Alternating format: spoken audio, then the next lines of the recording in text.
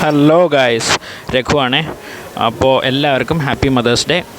നമുക്ക് പിന്നെ എന്നും മദേഴ്സ് ഡേ തന്നെയാണ്, എന്നാലും വിഷ് ചെയ്യുന്നു എല്ലാവർക്കും ഹാപ്പി മദേഴ്സ് ഡേ.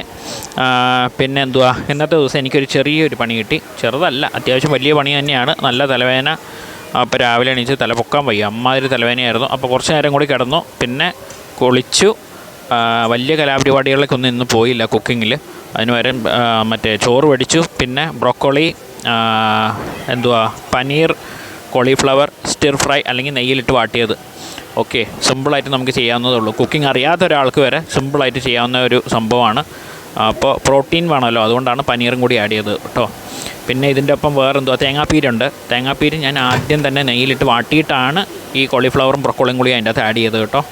പിന്നെ തൈര്, ഉള്ളി വറുത്തത്.